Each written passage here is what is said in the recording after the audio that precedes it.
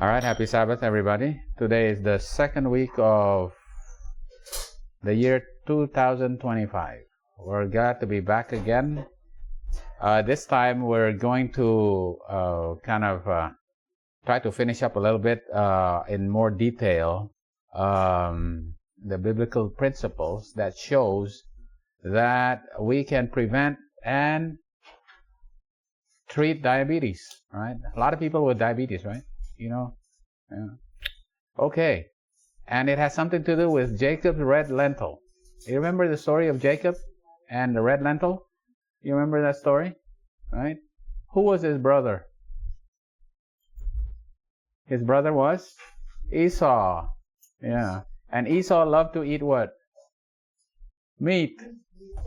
He loved to eat meat. He was a hunter and he loved to eat meat. And he served his dad game, meat. But what did Jacob like to cook? Lentils. Right? And then when Esau came back from his hunting, he was really hungry. And when he was really hungry, did he want meat? No, he wanted lentils. Why? Because lentils is much more filling than meat. You get a lot fuller eating lentils. Wow, you know what? The Bible, this is in the Bible. You know what? He actually sold his birthright. He could have stayed as the one that would inherit all the riches of his dad as the firstborn. But he sold it because he was so hungry, right? And lentils actually make you full, all right? Okay, all right, we keep going. You know what? Yeah, it's a comparison between lentils and meat. Obviously, which one is healthier? Well, lentils is healthier, right? What about Daniel? Daniel had to choose between eating the meat of Nebuchadnezzar, but then what he do? He decide to eat. He wants to eat pulse, right? So what is pulse? Pulse is actually the beans of legumes, which is basically lentils, right? It's the same class as lentils, right? So Daniel and Jacob all preferred to eat beans and legumes rather than meat, right? Why is it so good? It's better to eat beans and pulse and legumes rather than meat, right? It helps you to prevent you from getting high cholesterol. Another thing, it prevents you from getting diabetes, all right? Diabetes, okay. So what is diabetes? Diabetes, and when your blood sugar goes high, right? Why is your blood sugar high? Because you have a problem with your insulin, right? Either you're not making enough insulin, or the insulin that you make doesn't work that good, all right? That's diabetes, right? And diabetes was described, the first time diabetes was described was even around, 1500 years. That's the time of Joseph. Yeah. That's the time of Joseph in Egypt. They said, these people who are sick, they're peeing a lot. Why? Because the sugar just goes out of them. Too much sugar in the blood goes out of them, and it pulls out all the water, and all they do is to pee a lot, right? That's already in the time of the Egyptians. Yeah. It was a disease of the Egyptians, right? And when Moses came out of Egypt, he went to a place called Mara, and God said over there, if you believe what I say to you and you follow my statutes and commandments, you will not have to suffer the diseases of Egypt. And what's one of the diseases of Egypt? Diabetes. Because I'm going to heal you. He says, I'm going to heal you, right? Of those diseases. And how? Throw a bush into the water, right? So how is one of the diseases of Egypt healed? With plants, all right? Right there we know that, he had to throw a plant there into the water, right? Okay. So one of the diseases of Egypt, what's one of the diseases that's hitting the world these days? Obviously, there's a flu going around all these times, The disease is heart disease. But there's another disease that's rampant in the world, right? It's diabetes, right? In 2019, 463 million are living with diabetes, which is about 9%. This number is expected to increase to 578 million, right, in 2030. And then 700 million, can you imagine that? More and more people are going to get diabetes, right? We have more and more hospitals, more and more testing, but more and more people getting diabetes, right? People are getting sicker, right? People are not getting healthier, they're getting sicker. More people getting diabetes all the time. Why? We have medicines, we have doctors, we have, technology and all this, but why are more people having more diabetes, right? Okay. Now look at this. Where in the world has the most diabetics, right? Number one is China. Here, look at China. 116 million, right? Where else? India, number two. United States, number three. There's 31 million people in America have diabetes. You know what? Up here is Pakistan, Brazil, Mexico, and what? Indonesia. Look at that. Number seven, 10 million. Right? That's amazing. Philippines is catching. Well, Philippines, yeah. I think maybe it's number 15. Yeah, it's. Yeah. But the thing is that the number of people, the population is not as much. Yeah. Indonesia has a lot of population. Oh, yeah. But Indonesia is number 7. Now, what about the projected? Still China. And then still number India. And after that, Pakistan is climbing. It's even going to beat United States. But you look at the numbers. United States, 31 million. And what? It's going to be 36 million. It's still going up, right? Even Indonesia, even though it dropped down, beat by Brazil, Morocco, and Egypt, is still going to go up now, the numbers. 10 million, still going up. Still going up, right? It is all going up. It's not getting better, all right? So, and what's the reason? It's because insulin, right? You are resistant to insulin, right? So when you're resistant to insulin, what happens? Right? The reason why is because fat builds up into your muscles, right? So how does fat get into your muscles? It's led in by this branched chain amino acid, which is from protein. And what kind of protein? The highest amount of valine, this type of protein, is in animal protein, right? Valine, there's a lot more valine in animal protein. So when you eat animal protein, what do you eat also? Animal fat. So animal fat, like saturated fat, goes right into the cell. And because of that, sugar gets stuck outside in the bloodstream, right? And can't get in. And your blood sugar goes up. All right. So we'll go through this real quick. This is outside the cell, which is in the bloodstream. Right. Your blood sugar, glucose, is in the bloodstream. Right. It needs to go inside the cell, right here, and they have a kind of like a key here. There's the key, right? And to open this lock. Yeah. To open this lock, you have to have the key, and the key is insulin, which is made by the pancreas. Insulin. Right? And when insulin attaches to the key attaches to the lock, then this mechanism, a 6-part mechanism, starts such that this vesicle becomes a door. And when it opens this door, your sugar goes into your muscle, right? The sugar outside goes down and the muscle goes up, and now your sugar can be used to exercise. Right? And so you can now exercise. The thing is that when you exercise also, right? When you exercise, it forces the glucose to go in, right? Yeah. So you may not necessarily need as much insulin when you exercise because it forces the insulin to the door open and glucose to go in. So exercise is very important, right? Yeah. This is important. Towards the end of the talk, you will understand why also. All right. So this is type 1 diabetes. Type 1 diabetes is what? There's no insulin, right? There's no insulin made by the pancreas, right? So when you have no insulin, there's no key to open the lock, right? Right. There's no key to open the lock, all right?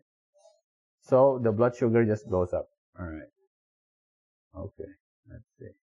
All right, so the blood sugar goes high and really doesn't get in, right? Okay, because there's no insulin to open the lock, all right? Now, with the type 2 diabetes, what happens? Type 2 diabetes, if you have the protein that allows for you have protein from animal protein, like valine, right? Makes 3-HIB, right? It allows for the fat to go inside. And what kind of fat? Saturated fat. It's the saturated fat, right? There's more in animal fat, okay? So when it goes in and it kind of gunks up this whole mechanism. This mechanism is supposed to be very orderly, but now it's all gunked up, you know, by things like ceramide and anyway, the breakdown of this fat, gunks up this, right? Gunks up this process, such that insulin, where even though it enters on the lock, goes to the lock, it does not open the door up, right? It does not open the door up. Okay. All right. Yeah, this is kind of review, but now there's another reason why animal protein is terrible for diabetes. When you fast or when you actually restrict your calories, your life is longer. Why? They said, oh, when you fast, is it because you restrict your calories? It turns out it's because you restrict your protein. And the kind of protein that you restrict is leucine. And leucine is also a branched chain amino acid, right? This is leucine. It's a branched chain. It's kind of branched right there. There you go. It's branched, right? And there's a lot more in animal protein, right? Animal protein has, to eat the same amount of leucine in, beef or chicken, you have to eat like 4 large cabbages, right? Or you have to eat 100 apples to get the amount of leucine. There's a lot more leucine in animal protein, right? Yeah. So this leucine, will actually lower your lifespan. Can you imagine that? But also what it does, right? Yeah. This leucine also, right, allows for it actually prevents insulin to work. Okay? All right. Here's another thing. What type of fat actually causes the gumming up of that lock? Right? It's actually palmitic acid. Palmitic acid is this saturated fat, right? Palmitic acid is saturated fat, and you have saturated fat, more saturated fat in animal products, right? As compared to oleic acid. Oleic acid does not make all these lipid byproducts that gums up the lock, right? So you can see the type of protein, the type of fat also matters. It's the saturated fat that's bad, right? Oleic acid, unsaturated fat. This is the unsaturated fat. It has a double bond right there. It's unsaturated. This does not gum up that lock, right? Okay, right? The saturated fat. It's only the saturated fat that causes insulin resistance. Like in palmitic acid. Where do we get palmitic acid? Well, palm oil. Where else? Butter, beef, cheese. That's where you get palmitic oil.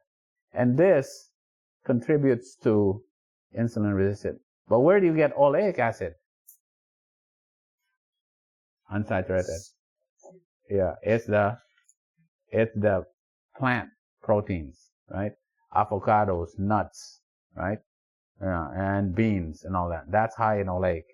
So these actually helps you your insulin resistance. This palmitic food that high in palmitic acid, increases your insulin resistance, right? Because it has much more saturated fat, right? Okay.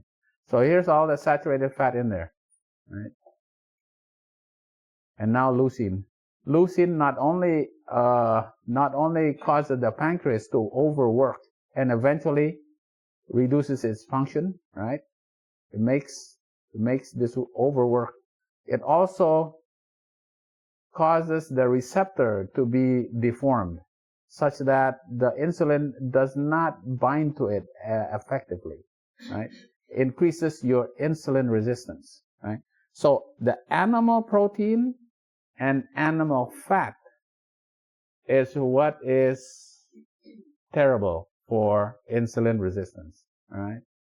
Yeah. So what did they used to use? What did they used to use in the old days before they found out about insulin? All these type of food, and this, blueberries, beans, right? This in Indonesia we call it jambolan in Indonesia. I didn't know this. I went to Indonesia and they go, "Oh yeah, that's jamblang." What? Yeah, that's actually pretty good. But what's better? No, bitter melon's not better. Actually, people said, okay, just because it's bitter, it does not mean that it's actually better, right? Yeah. It's when they actually do a randomized trial, it's okay, but it's not that good. What is better? Not compared to oatmeal, right? Oatmeal. They already know oatmeal, way back in 1908, right? Yeah.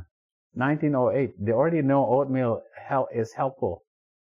They already back in 1908, they know that when people come to the hospital, they feed them oatmeal, and pretty soon their sugar goes down, right? Feed oatmeal for 8 days, their sugar starts going down. Here in the urine goes down. Eventually, there's no more urinary glucose.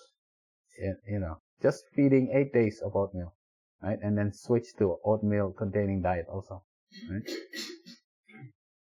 So they said, wait a minute, those people on oatmeal, they lose weight. So is it the loss of weight that makes them insulin resistance better? Or is it the oatmeal? How do you know? Is it their weight loss or is it the oatmeal? Right? So they go, okay, let's find out. Is it the weight loss or is it the oatmeal? So then in 1935, 30 years later, they said, okay, let's do a study where we have a people who eat a lot of fat versus those who eat a lot of carbohydrates and low fat. But they all eat the same amount of calories, that they don't lose weight. Their weight remains the same, right? So let's take weight out of the picture, right? So you eat your, high carbohydrate diet, a vegetarian diet, but you don't lose weight. And let's see whether your diabetes gets better, right? So they need to prove this, because they need to isolate just the effect of the high carbohydrate diet, right? What did they find, right? Those who ate a high carbohydrate diet, they were able to discontinue their insulin entirely. In 1935, they said they already knew that you can actually reverse diabetes, right? The people these days say you can't reverse diabetes did not read history. In 1935, you can reverse diabetes already. Can you, yeah, right? With a high carbohydrate diet, even if you do not lose weight, right? And how many days did it take to do this? This person was a diabetic for 20 years. The average was 8 years of diabetes, right? Right. 16 days. In 16 days, right?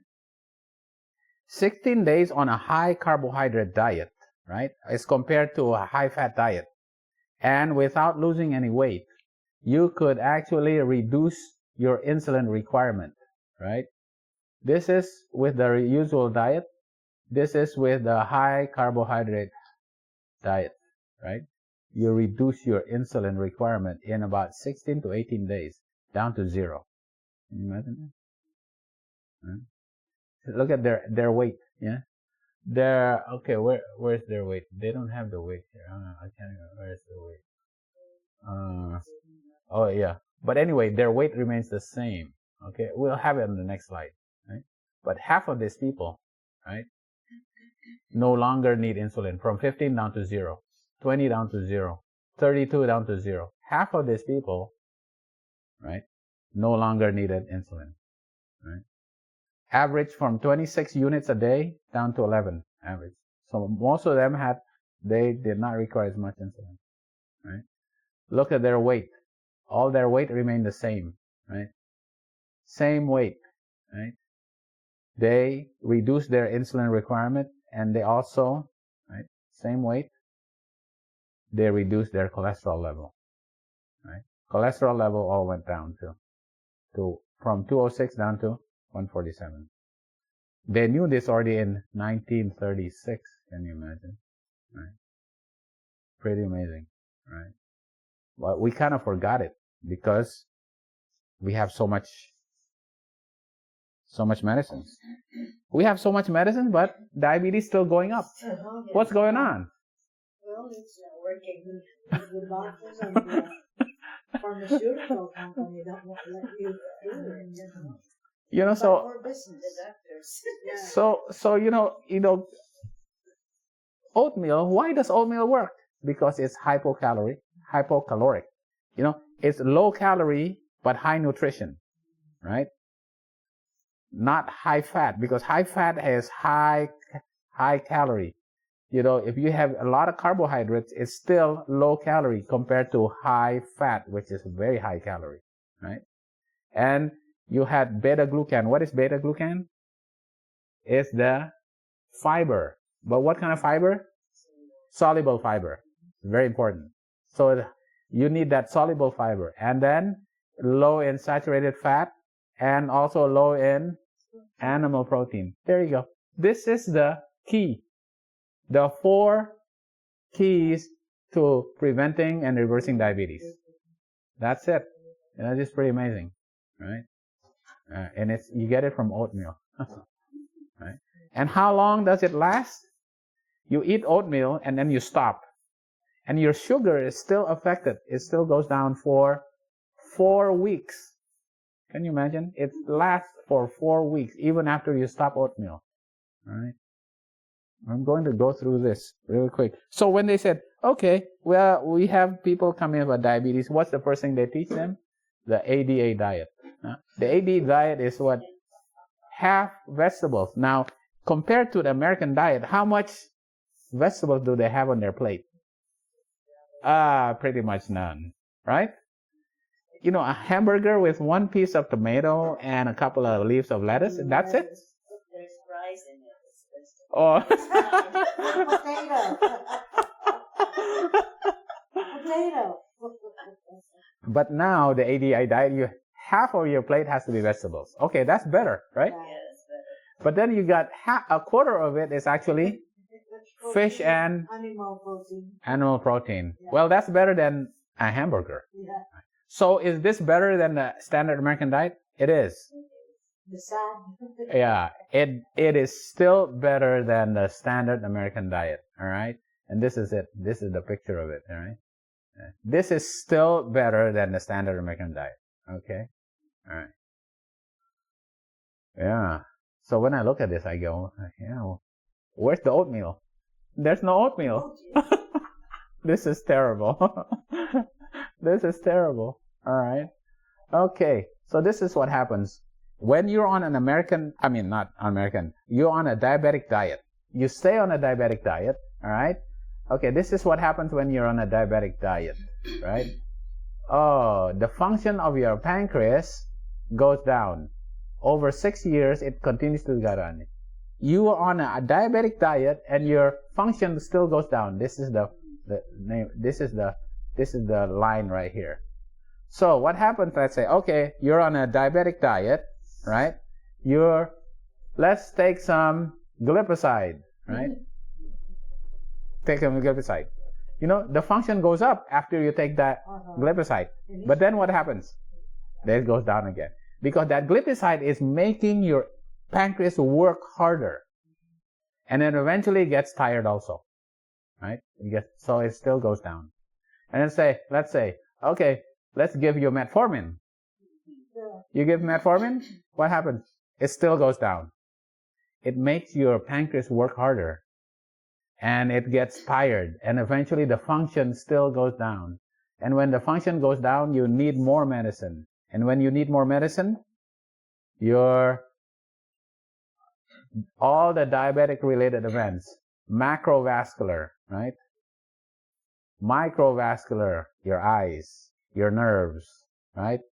Your kidneys, your heart, and eventually your mortality. Your mortality does not go down, it still goes up. Amazing. Right? Even when you take all these medicines, everything is still getting worse. Oh, so where's the hope? You're taking medicine and still everything getting worse. Where's the hope? Right? So they say, look at this, you know what? You take one medicine, and within 3 years, only 50% that take just one medicine is still able to remain blood sugar under control. So they have to add another medicine.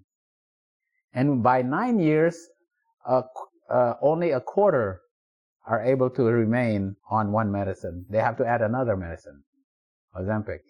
And eventually, they go to insulin, right? You know, the longer you have diabetes, the more and more insulin you have, the more and more medicines you got to keep adding, right? This is terrible, right? Okay. So they say, okay, let's have a group of people who have, you know what? I think I need my notes here. Sorry about this. This is tough to do without notes. I have to have my notes here on the side so I can actually look at this. All right. Oh, sorry about that. Let me get my notes.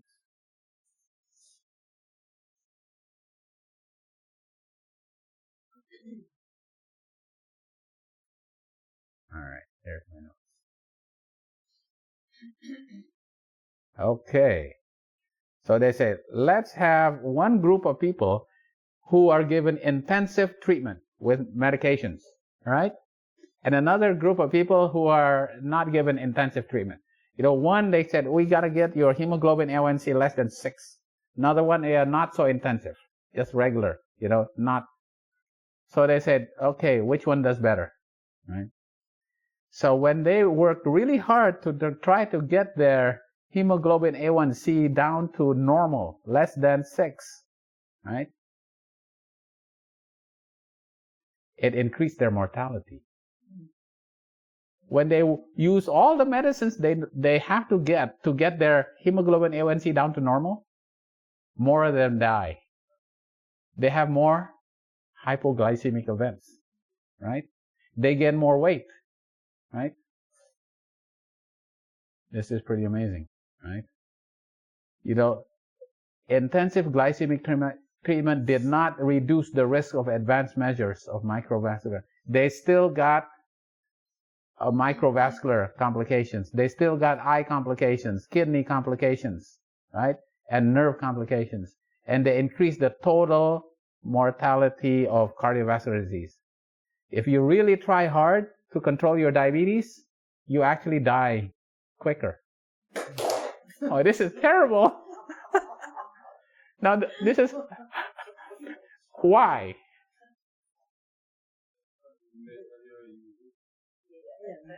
You know that this is why it's so crucial here, because they did not change their diet.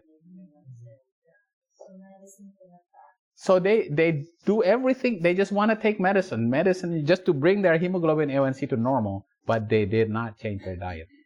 because it's the diet that changes the underlying problem. They did not change the underlying. They just want to change what the surface looks like, right? It's not the underlying problem. They still eat the regular diet. So the disease still progresses. Even though it looks good on the surface, they're dying still.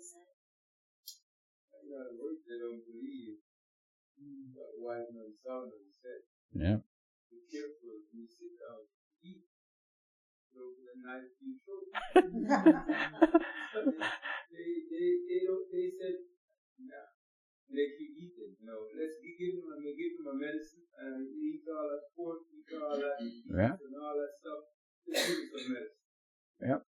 So even though you're maximized to get your blood sugar in good control, but you still have more deaths because you're still eating the same food. This is pretty amazing. I know it's terrible, right? Wow. Yeah. So that's the insulin, right? Yeah. People eventually have to go to insulin. But what does insulin do to you? Insulin stimulates cancer. Insulin promotes obesity and atherosclerosis. Insulin worsens retinopathy, makes your eyes worse, and actually promotes aging. Can you imagine that? You want to live, but then you die because of the medicines. Wow. This is the side effect. What am I going to take? I'm going to die if I take it. The other thing is that they're giving you all these good things about these medicines because they said you don't have to change the things that you like to eat. And that's the trap, right? Yeah. It's a trap. Oh, big problem. Because really, it takes a lot of effort to do a lifestyle change. Right. Disciplines. Yeah, you have to have self-discipline. Yeah.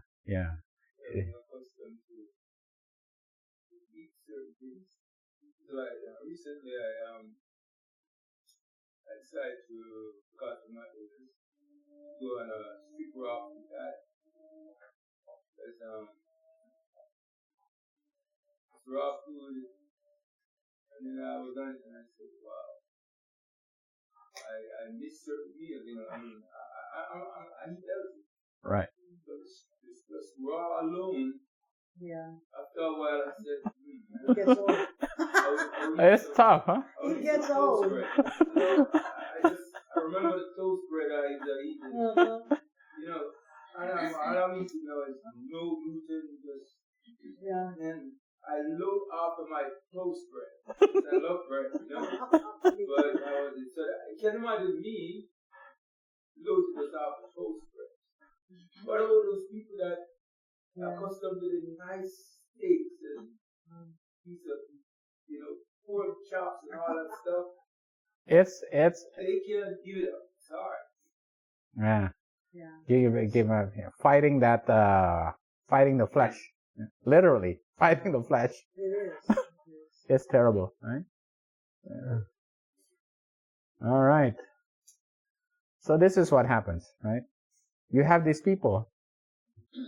They said, okay, why don't you do a lifestyle change, right? Yeah. You have to reduce the amount of calories you eat, and you have to exercise. Is that good? Sure, it's good, right? Compared to the regular, right? So what happens? Their weight goes down. Hey, look at it. Their what? This is their weight. Their weight goes down. But so the people on the regular American diet, but eventually it goes up again, right? And what about their waist circumference? Their waist, the size of their waist, it goes down, but then it starts creeping up again, right? These are the people who exercise and reduce their calories, right? Mm-hmm. And what about their physical fitness?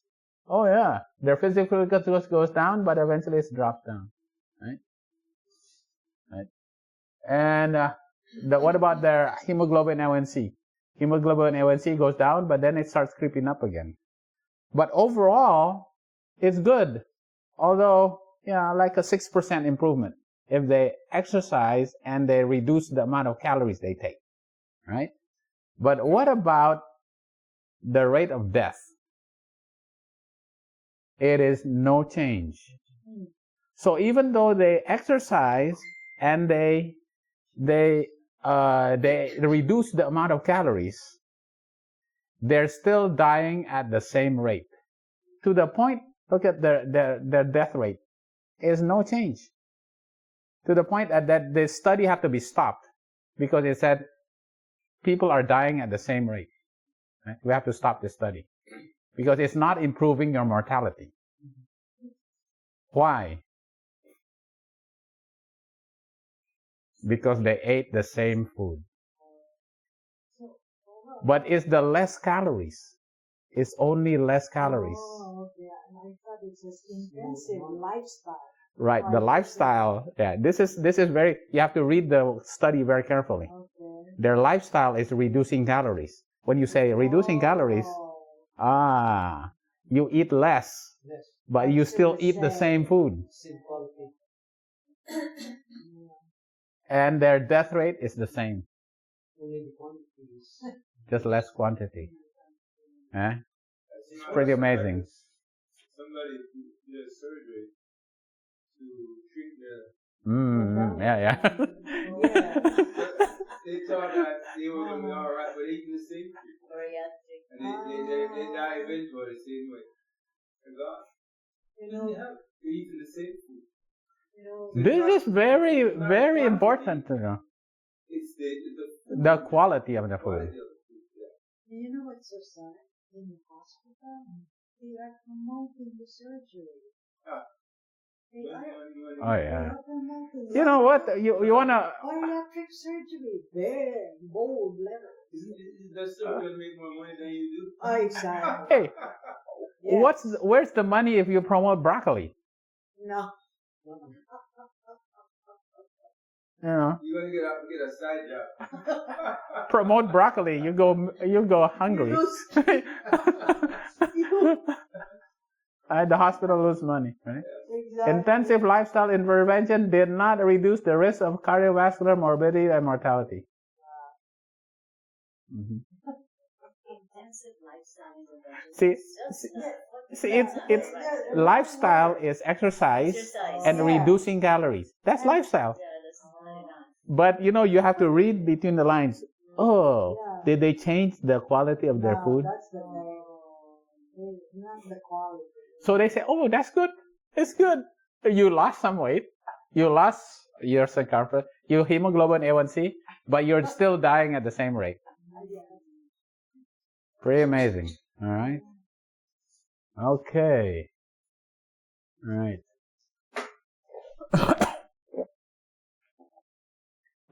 This was done by Dean Ornish. He's the first one. Yeah. So he goes, now he says, wait a minute. Now we have to do a whole food plant-based diet with a lifestyle change. In other words, you have to have a social network, right? You have to love more. You have to have a social network. You have to move more. You have to exercise. And you have to stress less. That is what? Eat healthier, move more, love more, and stress less, right? And with that, with a whole food plant-based diet, right? No animal protein, no animal saturated fat, and all that, right? This was the first study that they were able to actually document that they can reverse atherosclerotic plaques angiographically, right? Right? And then as a subset of this, they showed that diabetes, the risk of dying from diabetes, cardiovascular deaths from diabetes is reduced also. This is the first time they actually said. So this one is a lot better than the other study because this one now incorporates the whole food plant-based diet with a lifestyle change, right? Oh, this is intensive. This is, yeah. More like it. Oh, yeah. Right. So this is amazing because they did this in what year? What year is here? 2006. Then he did the same thing for prostate cancer. And they were able to actually improve the mortality. I'm pretty sure mortality as well as the progression of prostate cancer with the same plan. So they said, wait a minute. If that works for heart disease and it works for prostate cancer, why don't they do it for Alzheimer's? Why do it for Alzheimer's? They were able to get funding. And last year, they were actually the same strategy. They did it with Alzheimer's. Those with, early stage Alzheimer's disease was able to be reversed. Not only did not progress, but it was reversed with this same plan. Pretty amazing. Right? Amazing. Mm-hmm. And these are not Seventh-day Adventists. Mm-hmm. Yeah, interesting. You heard of the verse therapy? Mm-hmm. It's not a Seventh-day Adventist. Mm-hmm. But see, what Seventh-day Adventist is going on the back burner Mm-hmm. and let these people take over. Yeah. Pretty amazing, right? Yeah. But here, this one is Seventh-day Adventist. The Adventist Health Study, right? And the Advent Health Study, right? Yeah, for type 2 diabetes. Your risk for diabetes significantly reduced, right? If you go from a non-vegetarian down to a semi-vegetarian, down to a pesco-vegetarian, down to a lacto-ovo-vegetarian, and a vegan diet, the rate goes down. The less animal protein, less animal fat, the risk of diabetes goes down significantly, right? Your odds ratio of diabetes. These are Adventists, right? Yeah. In Loma Linda, the AH study, right? This one is in Taiwan, right? This would be what? Buddhist, right?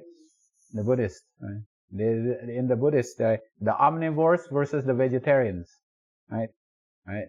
You go from, if you go from, the vegetarians, the omnivores have almost 4 times as much risk, premenopausal women, 3.6 times risk of diabetes, right? In men, almost twice as much risk of diabetes if you are an omnivore compared to a vegetarian among the Hindus.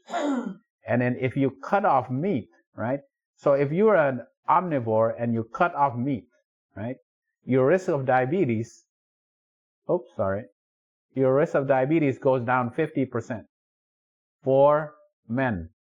Premenopausal women goes down 74%, goes down 75% in menopausal women. You cut off meat. Right?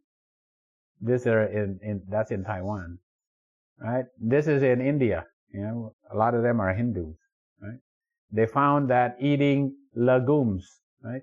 Eating legumes decreases, right, your risk and also treats diabetes, right? High in legumes. The food of Jacob and Daniel, Shadrach, Meshach, and Abednego, right? Pretty amazing. And these are the highest one is what? The highest one is pigeon pea. Yeah. You know what? We're gonna plant some pigeon peas in the back. The highest one, the best one, kind is pigeon pea. I wonder when my old folks in Jamaica, years ago, they eat a lot of pigeon peas. Nice. And I never talk about it, they have eaten like that. Oh, yeah. None of my folks have their eaten. Pigeon peas was common. Mm. Mm-hmm. So I didn't even know that. See, That was good, but the reason why we stopped planting is the cold weather. Mm-hmm. So you might not be successful because the cold weather will kill it before it comes to maturity. Well, I had one year. But yeah, some years is not bad. But, so we stopped. And we said, my wife has one tree there now. Look at we planted last year. We planted last year without it because the cold weather this year was not as drastic, gradually, So you can check a chart this year, but remember, not prolonging. 1 year when it was in St. Pete, in the spot, we planted some good trees, pigeon peas, and they grew almost tall as a house. Yeah, it's a pretty big tree. And the cold weather, and I have a guy who was helping me, and I was so cold trying to cover it. We cover it up, but it never survived. Right. So That's one thing to remember. In greenhouse. Greenhouse. That's the only house. Climate control. Yeah. Ah, yeah. So the thing is that number one is like pigeon pea, number two is chickpeas. Right? So this is the ranking in amount of, when you look at this, the higher up, there are higher carbohydrates. Right? The high carbohydrate is actually very good for diabetes. People go, what? Carbohydrate good for diabetes? Because why? It is complex carbohydrate. It's not simple. Right. Because white rice is actually processed. Yeah. Right? This is unprocessed, right? Unprocessed complex carbohydrate. And this is very crucial for diabetes. You have to have that type of carbohydrate, right? Yeah. So, back home, they used to say brown rice, the old type of brown rice, not the modern brown rice. That brown rice was so dirty. They have peeled out the stuff with it, and they still was there. So no, it's coming together, you know. yeah. Oh, the old folks say that the real brown rice, that's dirty brown rice. So I'm going to use that terminology. Yeah. It was not processed. You know, there's in Cebu, they don't eat the regular rice, but they eat the corn. They grind the corn, and that's the rice. They don't, Cebuano, because it's cheap, but the incidence of diabetes is as high as those that eat the regular rice. You know? Yeah, because you consider rice, And and it's, you're rich, you can afford rice. Yeah. Unpolished rice. Yeah. So that's like in India, you know. Now this is in Europe. So I'm just gathering like information from different parts of the world, you know. We have This was the EPIC study. EPIC study is in Europe, right? They found a correlation, significant positive correlation between diabetes and the consumption of total meat, red meat, less so in processed meat. In processed meat as well, but less so in the meat iron. Meat iron is actually the iron that is in blood. Yeah. But there is a correlation, but it's not as strong. But total meat, red meat, and processed meat, positive correlation, significant positive correlation. And this is what, here is zero, no correlation, right? Going this way is good correlation. This is bad correlation. So total meat, total meat in all these studies all over Europe, right? Red meat also going this way. Poultry going this way. Offals. What's offals? Organ meat. People eating, organ meat. Asians like that. Filipinos. Oh boy. Food. Oh yeah. They love that organ meat. Intestines, liver, gizzard. Right. Oh my. Meat iron, right? But overall, still, meat consumption is total meat, processed and unprocessed, is strongly associated with diabetes, right? And this is like, this is more meat, right? More total red meat, the higher the risk, right, of diabetes, right? This is processed meat, but this is processed meat, right? A little higher than even unprocessed meat, right? And we know already that processed meat is proven to be a class 1 carcinogen.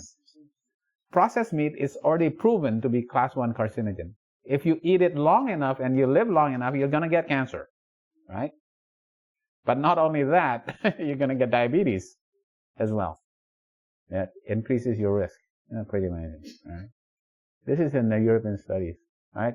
This is total red meat, and this is processed meat, right? These are the processed meats. It increases. Yeah, all of them processed meat, and this is the unprocessed meat. Oh well, having beef sandwiches. Oh.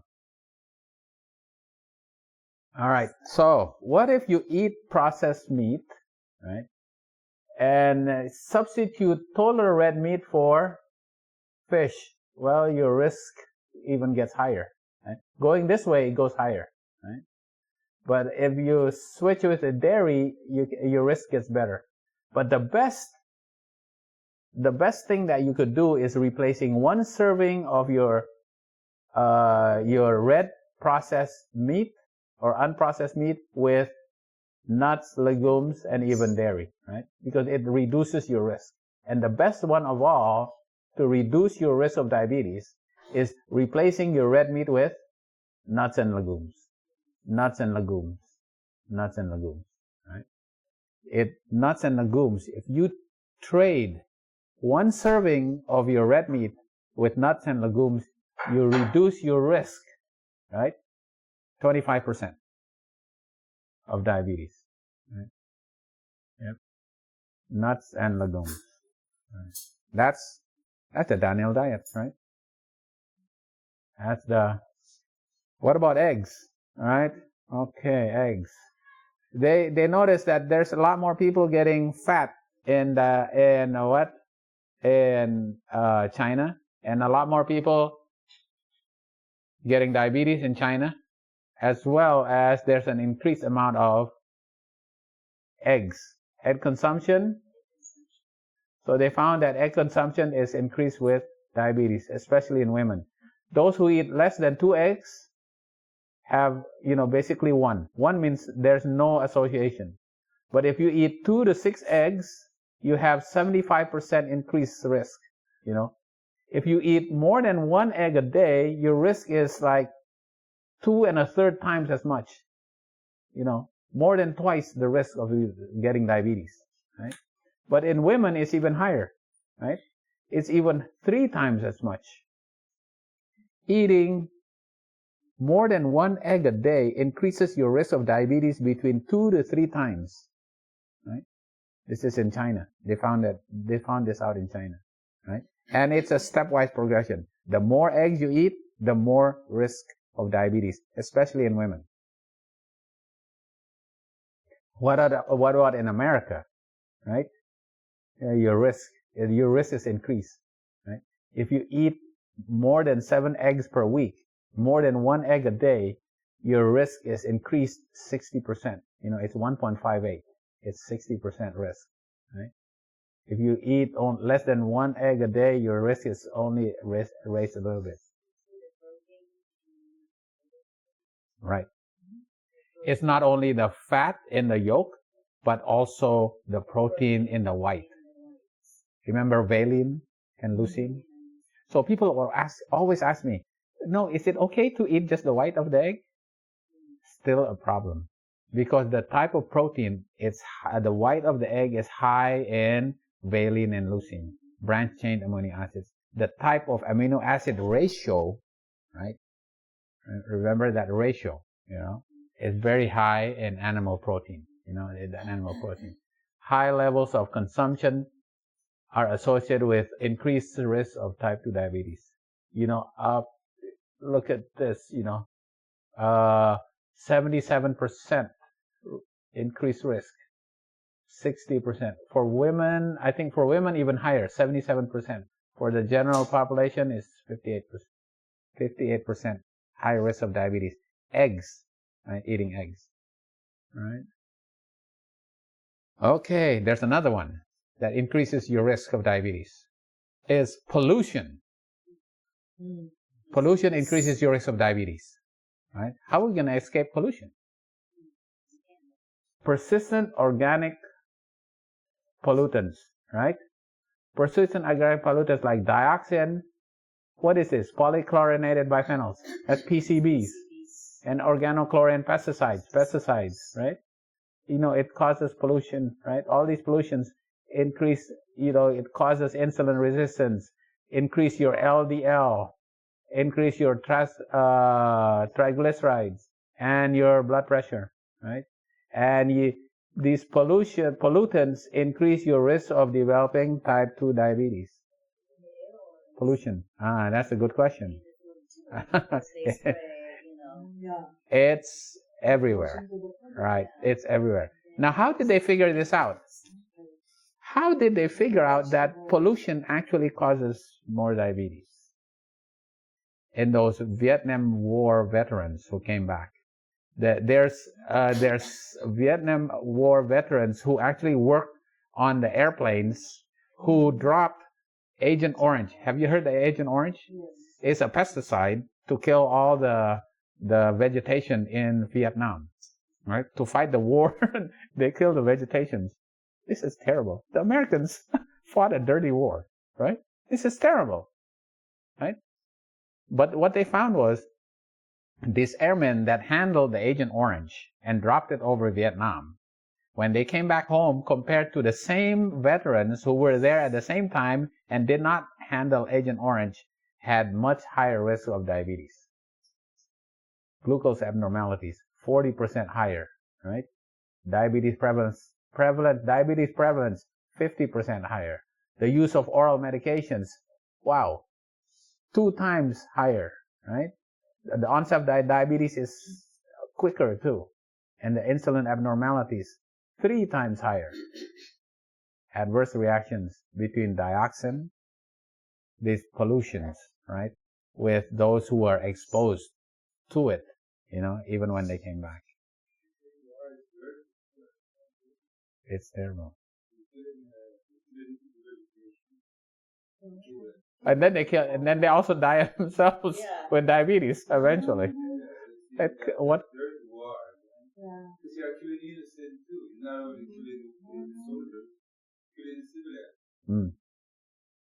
No wonder I hear somebody say, "Oh, you're American, you are sure." It's not just the Russians and the others. You're American, you are sure. It's okay you kill the civilians, because the food is for everybody.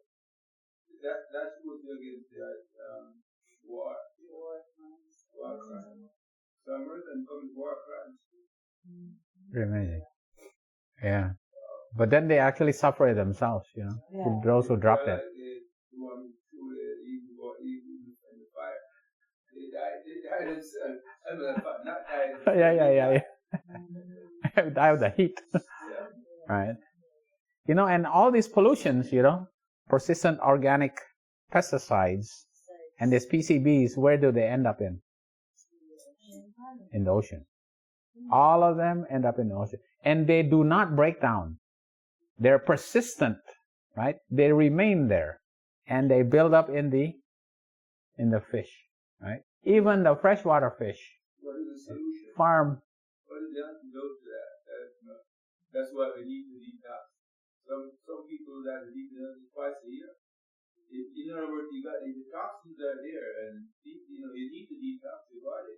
But like we said in the original conversation, nobody wants to eat certain ways. They just remember their onion and their leeks and garlics. Nobody wants to take time off to detox. Yeah. Essential. Right. So that's what we're going to get up. That's a good topic to talk about. Yeah. So this is where it actually ends up in the fish, right? Wow. All right. Okay. Right. This is what kind of things. Where do you get these pollutions from? Well, one thing is from the air, right? You get the air, and then this is the mechanism. It actually goes through the mechanism. It can kind of go through all this, but eventually all the mechanisms leads to diabetes, right? This pollution, air pollution. But what also? Persistent organic pollutants like PCBs, DDTs, dioxin, red orange, Agent Orange, eventually all lead to diabetes, right? What about the heavy metals, right? PB, what's PB? Lead, cadmium, Hg is mercury, As is arsenic, all of this heavy metals goes to the fish. And where does it concentrate in the fish? In their fat, right? So all these pollutions, it concentrates in the fat. And these heavy metals concentrate in the fat. So when we eat the fish and we eat their fat, it goes into our fat, right? And what organ has a lot of fat? The brain. The brain is high in fat. Yeah, it's high in fat. And it accumulates in your brain. And that's why it also causes significant, Alzheimer's, but it's cognitive dysfunction, right? Cognitive dysfunction. And then the other one here, oh, this is another one. We need to do another talk that adds this stuff, right? Plastic. Microplastics. Oh, yeah. Micro, and not only microplastic, but nanoplastics, right? Nanoplastics, which is BPA, right? These are what is called endocrine disrupting compounds. When you go, wow, I don't want that. Endocrine disrupting compounds, it's actually plastics. It actually disrupts your testosterone levels and your female hormones. That's why a lot more people these days are becoming less fertile. Back in those days, 40, 50 years ago, have you heard of so many fertility clinics? How many fertility clinics were available like 50 years ago, 100 years ago? Maybe there are no gays.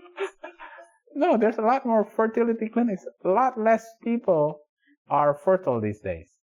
And they believe it has something to do with this endocrine disrupting compound, which comes from plastics, right? And this also not only leads to infertility, but also leads to diabetes. All right, the factors leading to diabetes, well, it's multifactorial, right? It's from your genetics, right? It's actually in your genetics that you have a predisposition for diabetes, but also the environmental factors that affect your genes. It's called epigenetics. So the expression of your gene is actually changed by your environment. All right, that's epigenetics. All right. Okay. What else? Your stress. All right. The amount of oxidative stress leads to diabetes. All right. That diet and lifestyle. Exercise, smoking. The type of saturated fats they eat. All right. What else? Wow. I like this one. There's so many things that you can actually go over. Yeah, nutritional and metabolic, pathways, right? Is like for example, your, saturated fats, your branch chain amino acids, the amount of cholesterol you eat, and all that, right? That's right there, right? And then environmental pollutants, right? Yeah, microplastics, BPA, and another one that is also, I think, deserves another study is actually your microbiome. Right? How are we doing with time? Yeah, the gut, right? Your microbiome is very important, right? You gotta feed your gut. Okay. All right. So what diet should you go with? Now, if you compare the conventional ADA diet compared to a vegetarian diet, right? Basically a whole food plant-based diet, and the only thing that you are allowed to have is one low-fat yogurt a week, as compared to a quarter of plate with fish and chicken, right? What happens if you eat this type of food compared to the regular American diabetic diet, right? Those on this side, 43% of them become hypoglycemic, that they have to change the dose of their diabetic medicines. As compared to this side, only 5%. Almost half of the people on this side actually have to reduce their medicines, right? Being on this diet, right? Right? These are 13 people who go on a high nutrient density. High nutrient density is low calorie, high nutrient density, the type of food that is whole food plant-based diet. Everybody that was higher than 7 hemoglobin A1C went down below 7. All 13 of them, and some of them within 3 months, right? Not only that, their weight also goes down, right? You can actually reverse diabetes by going on a high nutrient density, which is actually whole food plant-based diet. This is Joel Fuhrman. You heard of Joel Fuhrman? Yeah. This is, yeah. I'm going through this quickly. And the type of foods, right? This is another, what's that high nutrient density? This is the type of food, vegetables, salads, beans. And they go beans. Wait a minute, that's carbohydrate, right? But it's important. It's the unprocessed complex carbohydrates, right? Nuts, fruits. Wait a minute, doesn't fruit have a lot of carbohydrates? Yes, it does, but the good carbohydrates, right? And then the steamed vegetables, right? And oatmeal, obviously. And the things that you can have, processed white rice, right? Yeah, simple sugars and oil. There you go, oil, right? You cannot have oil, right? We're coming to our close here pretty soon, right? So this is the type of diet you have. You have high fiber, soluble fiber, right? This is the soluble fiber, right? And then you have the protein, which is the plant protein, right? And when you eat it, you combine it, the amino acids with the fiber, when you combine it, and it's fermented by the good microbiome. This is why the microbiome is important. The good microbiome, digests this, right? Ferments this to become short-chain fatty acids. And these are the short-chain fatty acids, specifically butyrate, right? Butyrate here is the food for your intestinal cells, right? Butyrate is the food. Your muscle cells eats what? Glucose. But your intestinal tract eats butyrate. This is why your microbiome is so important. Because when you eat, you give fiber to your microbiome, you produce butyrate. And butyrate is the food of your cells, right? It's the food for your cells. Not only that, now your cells, because of the availability of butyrate, makes certain products like GLP-2-1. I got a YPP. It actually causes satiety in your brain, right? But then it also causes these L cells to make what we call GLP-1, glucagon-like peptide, right? Glucagon-like peptide goes to your stomach and causes your stomach to slow down so that the food that you eat does not go too fast and spikes your sugar, right? Then it goes to your pancreas, makes your pancreas more efficient in making insulin, so your sugar goes down. It goes to your liver, so that your liver does not suddenly just, release all the glycogen to become sugar. So it reduces the amount of sugar that goes into your bloodstream, right? It lowers the amount of sugar in your bloodstream, and it causes you, and it goes to your brain and makes you feel satisfied. So you eat less, your sugar goes down, your sugar does not spike, you lose weight, and this GLP-1 is so famous now because it's now turned into Ozempic. So they took GLP-1 and made Ozempic, right? Why? They skipped the process. Because people do not want to eat this. Yeah. They said, you know what? You can get GLP-1 from this type of food. But they said, we don't want that food. We want our regular food, but we want the GLP-1. So you can just bypass eating this good food. Just get this. This is made by Novo Nordisk. Look at that. What's their? This is the cow that was.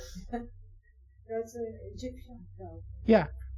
This is the cow that was worshipped when they came out of. It is the golden calf. Yeah. With the sun. There's the sun.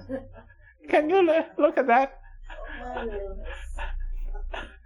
I was looking at that and go, oh my, this is terrible. Yeah. Now this is now makes more money now than what used to be the number one most valuable company in Europe. Yep. You just want to make a shortcut. Yeah. Yeah. Okay. All right. And what else? Okay.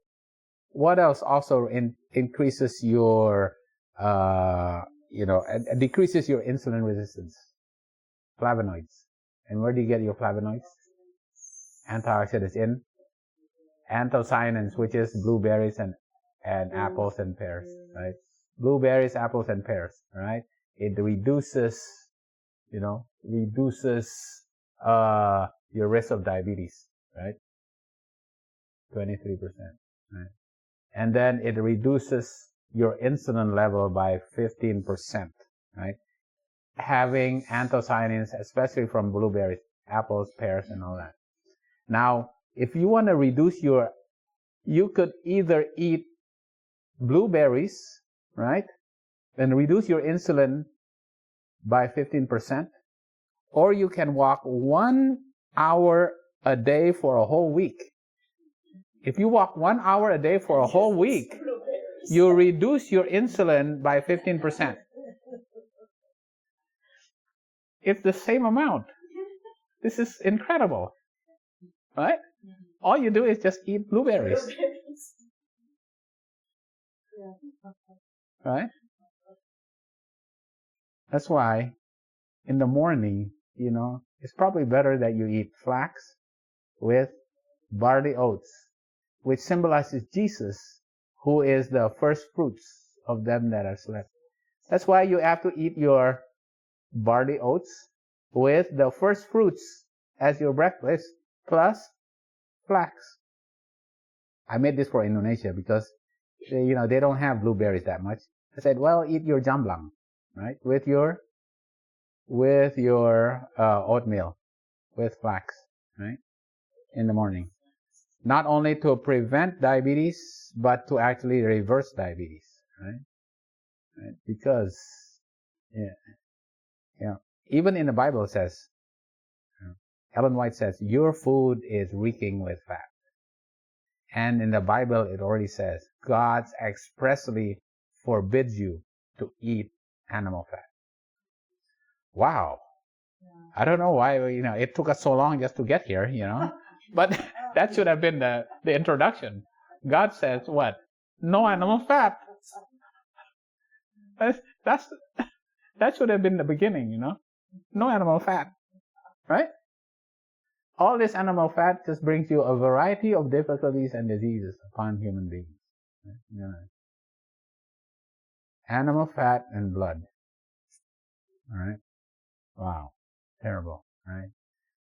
We go back to our, the promise that even if you have the disease of Egypt, God can heal you with plants. All right? So that's our study today. We finish up more information about diabetes. I'm hopefully that's helpful, not only so that we can practice it, so we want to prevent from getting diabetes, but so that we can teach other people, right? So not only we teach it by faith, but we also have to teach it with the scientific evidence that is so overwhelming, showing that diabetes can be prevented and reversed, right? And that is a more sure word of prophecy. All right. Okay. Hey, Auntie Doreen, how are you? Yeah, Auntie Doreen's been watching. All right. Thank you, Auntie Doreen.